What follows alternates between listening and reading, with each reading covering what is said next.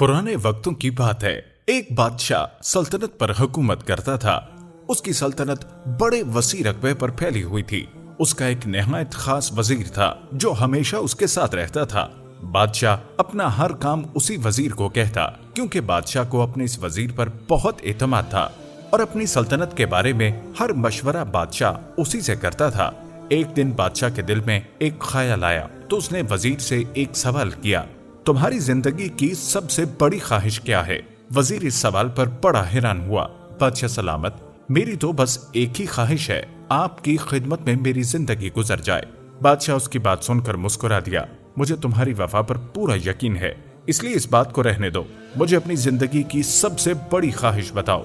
वजीर थोड़ी देर खामोश रहा और फिर आजिज़ी से बोला, बादशाह सलामत, आप एक बहुत बड़ी और शानदार सल्तनत के सुल्तान हैं। मुझे आप पर बड़ा रश्क आता है और कभी कभी मैं सोचता हूँ अगर मैं इस सल्तनत के सिर्फ 10वें हिस्से का मालिक होता तो कितना खुश नसीब होता। बादशाह ये सुनकर बेइख्तियार हंस पड़ा, तुम 10वें हिस्से की बात करते हो? अगर मैं आधी सल्तनत तुम्हें दे दूं तो कैसा रहेगा? वजीर ये बात सुनकर घबरा गया। बादशाह सलामत, आप तो हमारे सुल्तान हैं, आप पर हमारी जान भी कुर्बान, ये आप कैसी बात कर रहे हैं? बादशाह ने कहा, मैं बिल्कुल संजीदा हूँ। अगर तुम आधी सल्तनत के मालिक बनना चाहते हो तो तुम्हें एक आजमाइश से गुजरना पड़ेगा।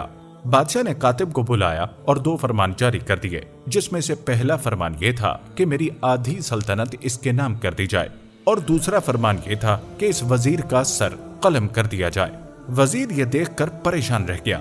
बादशाह सलामत, मुझ पर रहम करें, मैंने तो सारी जिंदगी आपकी खिदमत की है, मैंने तो आपके कहने पर ही अपनी ख्वाहिश का इजहार किया है, आप मुझे ये सजा न दें। बादशाह ने कहा, मैं तुम्हें 30 दिनों की मोहलत दे रहा हूँ। इन 30 दिनों में तुमने 3 सवालों के जवाब तलाश करने हैं। अगर तुम कामयाब हो गए तो तुम्हारा मौत का फरमान कैंसिल हो जाएगा और तुम्हें आधी सल्तनत मिल जाएगी, और अगर तुम नाकाम हो गए तो दूसरे फरमान के मुताबिक 30 दिन के अंदर तुम्हारा सर कलम कर दिया जाएगा। पहला सवाल ये है, इंसान की जिंदगी की सबसे बड़ी सच्चाई क्या है? दूसरा सवाल है, इंसान की जिंदगी का सबसे बड़ा धोखा क्या है? तीसरा सवाल ये है, इंसान की जिंदगी की सबसे बड़ी कमजोरी क्या है? बादशाह ने तीनों सवाल उसे थमाए और कहा, जाओ इन सवालों के जवाब तलाश करो, तुम्हारा वक्त शुरू हो गया है। अब वो वजीर बेचारा मरता क्या ना करता, इन सवालों के जवाब तलाश करने की लगन में लग गया। अब वो था तो वजीर, उसने दारुल हुकूमत के दानिश्वरों, मुफक्किरों और ज़हीन लोगों को इकट्ठा किया और वो सवाल उनके सामने रख दिया। सब ने अपनी अपनी अक्ल और तजर्बे के हिसाब से इन सवालों के जवाब देने की कोशिश की, लेकिन कोई भी जवाब उसके दिल को न भाया। हर रोज वो नए लोगों को बुलाता, सवाल उनके सामने रखता, लेकिन कई रोज गुजरने के बाद भी वो एक सवाल का जवाब भी फाइनल न कर सका। जूं जूं वक्त गुजरता जा रहा था, उसकी परेशानी बढ़ती जा रही थी। मौत की तलवार उसे अपने गर्दन पर लटकती हुई महसूस हो रही थी। जब किसी तरह से बात न बनी तो वो अपना घर बार छोड़कर किसी फकीर अल्लाह वाले की तलाश में निकल पड़ा कि शायद उसी के पास उसे अपनी मुश्किल का हल मिल जाए। कई दिनों तक वो जंगलों और पहाड़ों की खाक छानता रहा और वादियों में घूमता रहा। जहां कहीं भी उसे किसी बुजुर्ग, किसी नेक आदमी का पता चलता तो वो उसके पास पहुंच जाता, लेकिन कोई भी उसकी मदद न कर सका।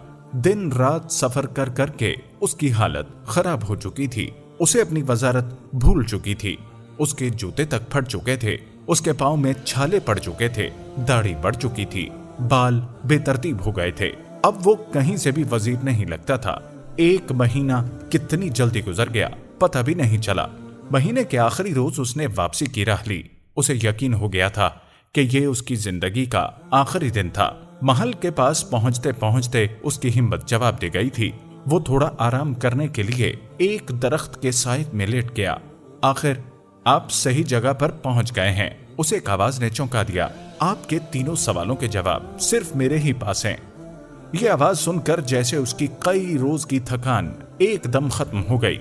उसने पलट कर देखा तो वो एक फकीर था जो दरख्त की छांव में बैठा था और उसके हाथ में सूखी रोटी थी जिसे वो पानी में डबोकर खा रहा था।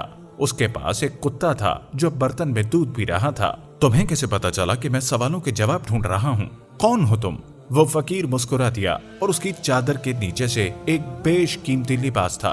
वो सिर्फ बादशाह के इंतहाई मुकर्रब लोगों को ही मिलता था। जनाब, ایک وقت تھا میں بھی آپ کی طرح بادشاہ کا ایک انتہائی قریبی وزیر تھا، اور مجھ سے بھی وہی غلطی ہو گئی جو کہ آپ نے کی، تو تم بھی سوالوں کے جواب تلاش نہیں کر سکے تھے، لیکن بادشاہ نے تمہیں زندہ کیسے چھوڑ دیا؟ نہیں جناب، مجھے ان سوالوں کے جواب مل گئے تھے، اور بادشاہ نے اپنے وعدے کے مطابق اپنی آدھی سلطنت بھی مجھے دے دی تھی، لیکن میں نے اس سلطنت کے پروانے کو پھاڑ دیا اور بادشاہ کے حوالے کر دیا کہ یہ سلطنت آپ ہی کو مبارک ہو، اور خود اس کٹیا میں آ کر بیٹھ گیا۔ وزیر اس کی بات حیرت سے سن رہا تھا، اور اس نے دل ہی دل میں سوچا کہ یہ کتنا بے وقوف آدمی ہے کہ بادشاہت چھوڑ کر فقیر بنا بیٹھا ہے، مگر یہ وقت اس کی حماقت پر ہنسنے کا نہیں تھا بلکہ اپنی جان بچانے کا تھا۔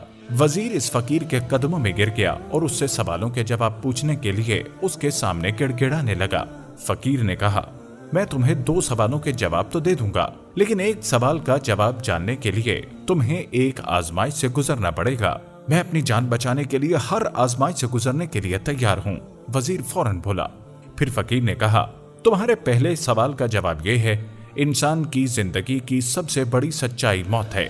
ہر کسی کو اس کا سامنا کرنا پڑتا ہے، کوئی چاہے کتنا ہی طاقتور، امیر یا اثر و رسوخ والا کیوں نہ ہو، وہ اس سے نہیں بھاگ سکتا، اور جسے انسان ہر وقت جھٹلاتا رہتا ہے اور اسے بھول کر اپنی دنیاوی زندگی میں مگن رہتا ہے۔ وزیر اس کی باتیں بہت غور سے سن رہا تھا۔ فقیر نے کہا، تمہارے دوسرے سوال کا جواب یہ ہے، انسان کی زندگی کا سب سے بڑا دھوکہ زندگی ہے۔ ہم میں سے ہر کوئی زندگی کو دائمی سمجھ کر اس کے دھوکے میں آ جاتا ہے۔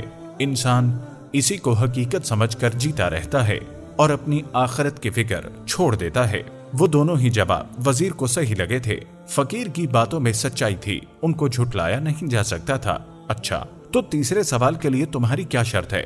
وزیر نے آہستہ آواز میں پوچھا۔ فقیر نے مسکراتے ہوئے کتے کے سامنے سے دودھ کا برتن اٹھایا اور وزیر کے سامنے رکھ دیا۔ تیسرے سوال کا جواب حاصل کرنے کے لیے تمہیں یہ کتے کا بچا ہوا دودھ پینا ہوگا۔ وزیر یہ سن کر سکتے میں آ گیا، اس کے ماتھے پر پسینہ آ گیا۔ اسے اس بات کی توقع نہیں تھی، کتے کا بچا ہوا دودھ بھلا کوئی کیسے پی سکتا ہے؟ اسے اس بات کی امید نہیں تھی، اور وہ نفرت سے اس دودھ کے پیالے کی طرف دیکھنے لگا اور خود پیچھے ہٹ گیا۔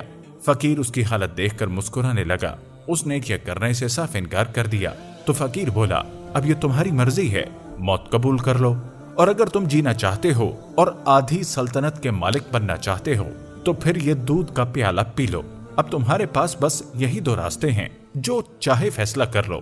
وزیر کافی دیر خاموش کھڑا رہا۔ ایک طرف اس کی جان اور آدھی سلطنت تھی، اور دوسری طرف عزت نفس کی قربانی تھی۔ دونوں ہی کام بڑے مشکل تھے۔ کتنی ہی دیر وہ سوچتا رہا، مگر آخر کار جان جیت گئی اور عزت نفس ہار گئی۔ اسے وہ دودھ پینا ہی پڑا۔ اب اس نے جلدی سے فقیر سے اپنے آخری سوال کا جواب پوچھا تو فقیر ہنسنے لگا اور بولا، تمہارے اس عمل میں ہی تمہارے آخری سوال کا جواب پوشیدہ ہے۔ انسان کی سب سے بڑی کمزوری اس کی غرض ہے۔ اپنی غرض، اپنے مطالبے کے لیے وہ کچھ بھی کر سکتا ہے۔ کتے کا بچا ہوا دودھ بھی پی سکتا ہے۔ تم نے بھی اپنی غرض کی خاطر کتے کا جھوٹا دودھ پی لیا، اپنی عزت نفس کی بھی پرواہ نہیں کی۔ یہ غرض انسان کو ایسے ہی گمراہ کرتی ہے، اس لیے میں نے سلطنت لینے سے انکار کر دیا تھا اور یہ زندگی گزارنا شروع کر دی تھی۔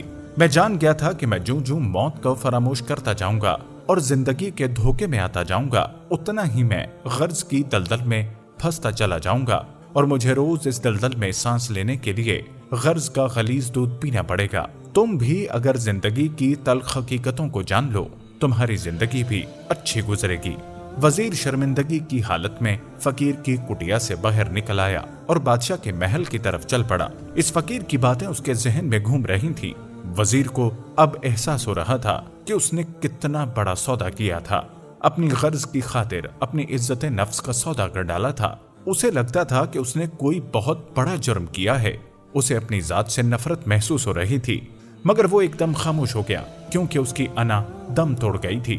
دوستو، ہمیں بھی اپنی زندگی میں ان 3 باتوں پر عمل کرنے کی ضرورت ہے، کیونکہ ہم ہر روز ایسے عمل کرتے ہیں جن سے صاف ظاہر ہوتا ہے کہ ہم اپنی آخرت کو بھول چکے ہیں۔